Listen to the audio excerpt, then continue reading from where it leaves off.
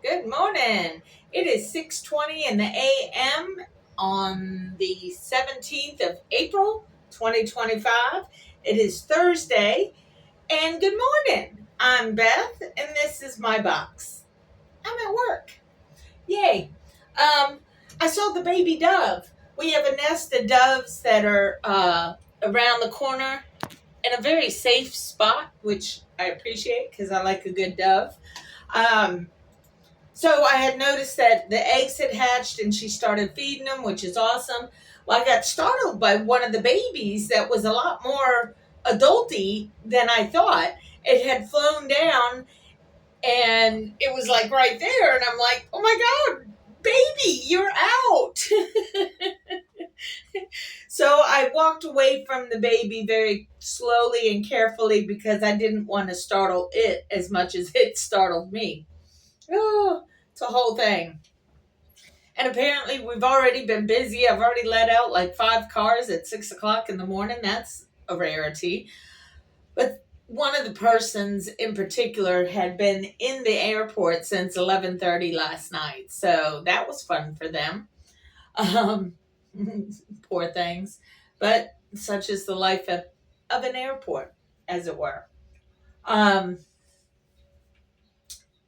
let's see. I ordered something from Aldi's yesterday because I wanted one particular thing from Aldi's that they showed in their little thing. And so I get home and the Aldi's stuff I ordered came, but the one thing I really wanted was canceled by the chick who did the delivery. And it's like, okay, did she cancel it on purpose because I didn't tip her? Because I didn't know this is a thing. These people who are doing the shipping stuff, where it's from a store, I shouldn't have to tip for somebody to bring it to my house. The company should be paying them enough for gas money and tip kind of money. That's not on the customer. You shouldn't put that on the customer because you already put bucoodle kind of fees on there. So the total bill with the item that I wanted was like $70. So with all of the added on fees and this and that, it came up to $86. So I was already paying $15 more than the original order because I wanted it delivered. Which, okay, I can pay the additional $15, whatever. But why should I have to add a tip onto that in addition to these other fees or whatever? Doesn't make any sense. So I didn't put the tip on there. And it makes me think, okay, not putting the tip on there, is that the reason she canceled it on me? Am I being suspicious right now? So I'm going to call up Aldi's and see if these items are actually in their store. Because if they're in their store, that means that delivery person just did it because they didn't want to get it. Now, these items may be out of stock, and that's why those items were canceled. And it was the one item I wanted, plus an additional one that I thought, oh, yeah, they have those. Let me get that. So, yeah, I'll be calling on Aldi's today and say WTF, because I don't appreciate that.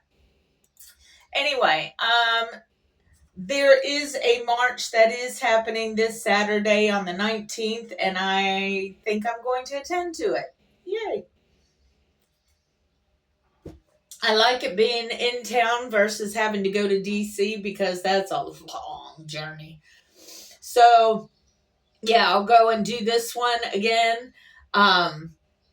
It's basically 20 minutes away, so that's not too bad. You know what I mean? And I'll bring my sign. I'm glad I already have the sign made up because it's a nice sign.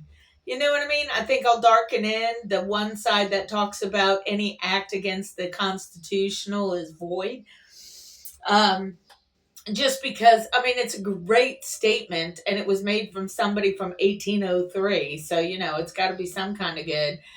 So I'm just going to darken it in, make the letters bigger, because if you're from a distance looking at my sign, you can't really read it because it's skinny letters, because that's the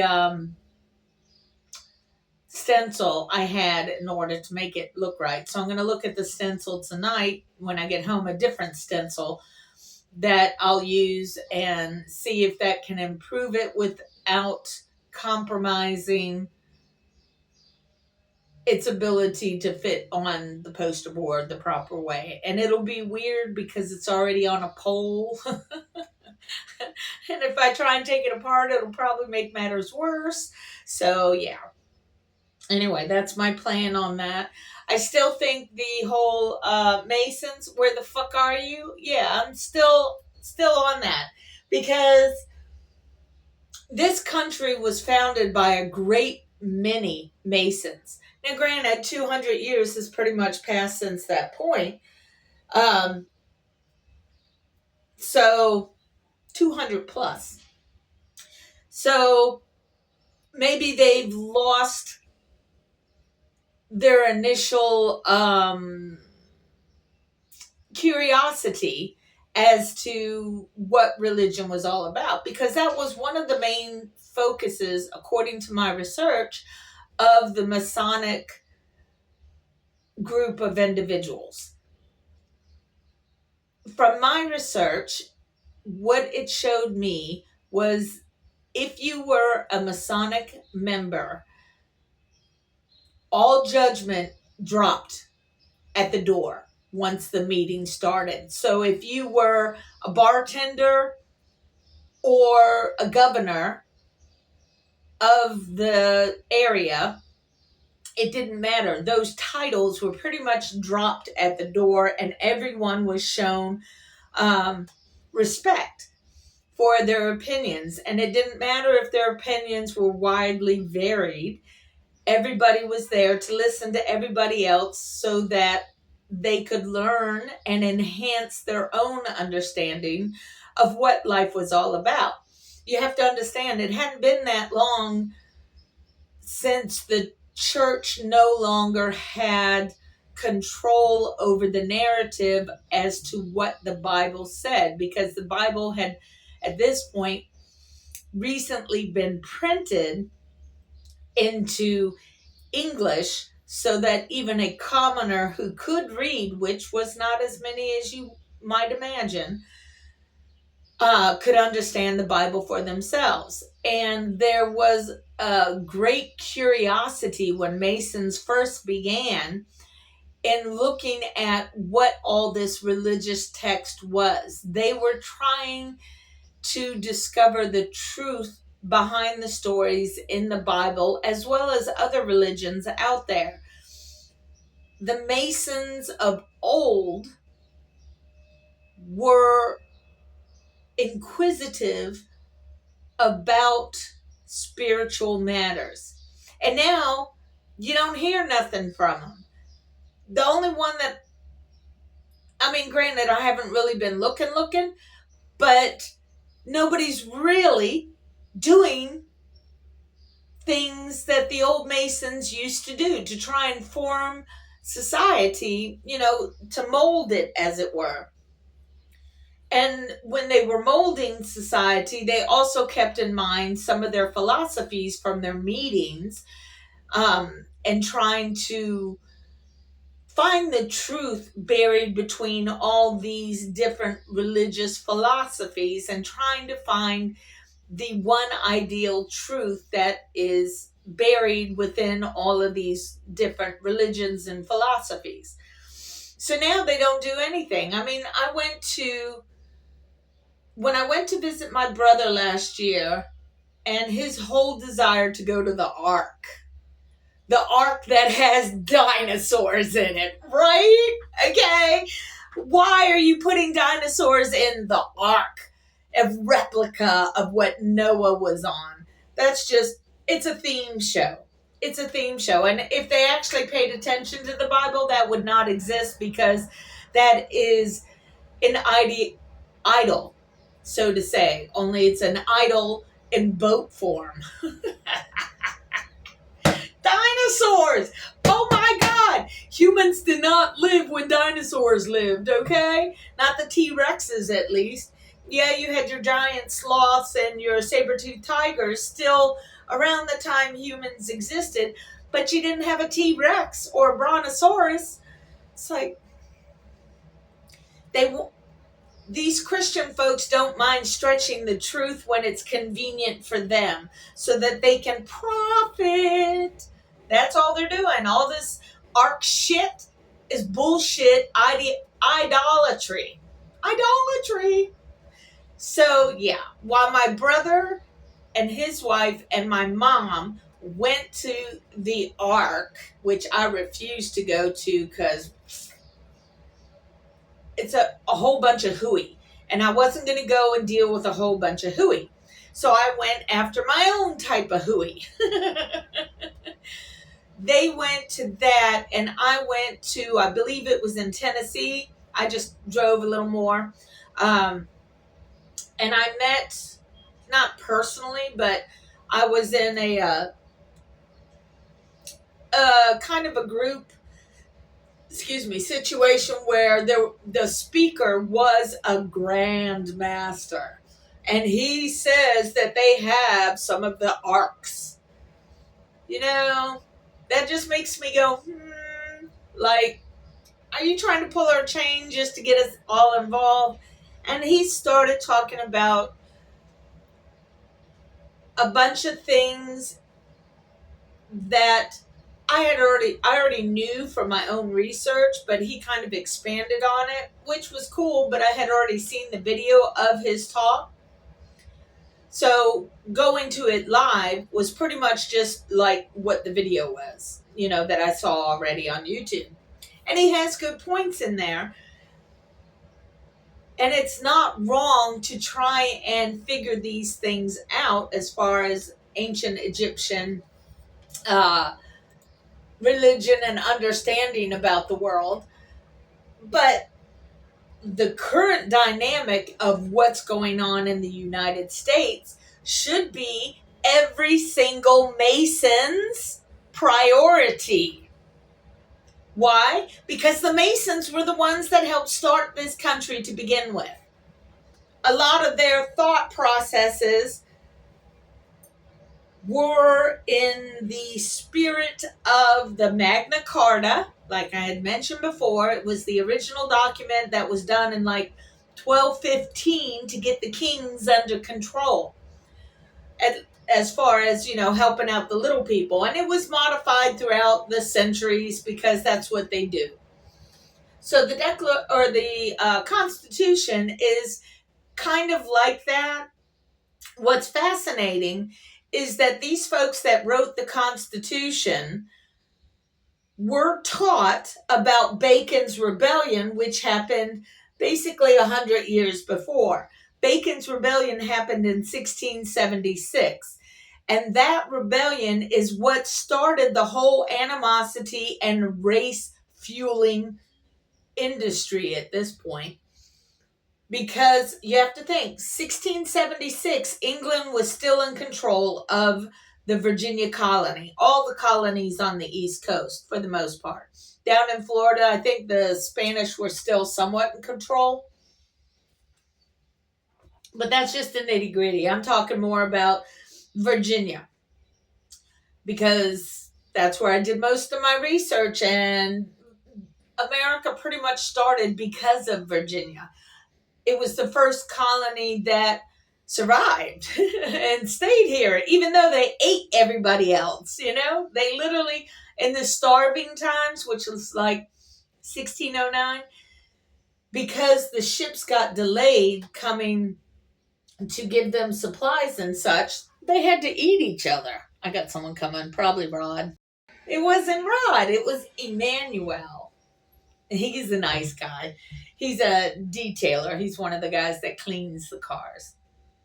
So anyway, the Masons, when they first formed this country, if you look at the Constitution and you look at Bacon's, it's not a manifesto, but it was like his version of a declaration or a constitution, as it were, because that was a thing back in the day. A lot of folks don't understand that. And here comes another customer. Hopefully I can keep my train of thought. Okay, so it wasn't Rod. This was a customer, so it's all good. Dang it, I hate when that happens because then I lose my train of thought. All right, so anyway, Bacon's Rebellion. Oh, that's right. Bacon's Rebellion occurred, and he wrote his own little manifesto / constitution. At that time, that was also around the time of pirates. Pirates had been going since the 1600s, if not earlier, because that's what pirates do. They're outlaws that do things that upset other people and steal from them and blah, blah, blah, blah, blah. Well, the pirate mentality and how they structured themselves was unique to each individual boat or captain of a fleet, because some pirates had more than one boat under their command. Well, what they did was they would make up their own type of contract or constitution, if you will, as to how things were supposed to proceed. They set it up so that if you were a pirate under the command of yada yada captain and you lost an arm in battle for trying to steal loot from a different thing, all the pirates would combine a portion of their booty, as it were, a portion of their proceeds would go into a fund to give the injured pirate a type of Social Security, if you will.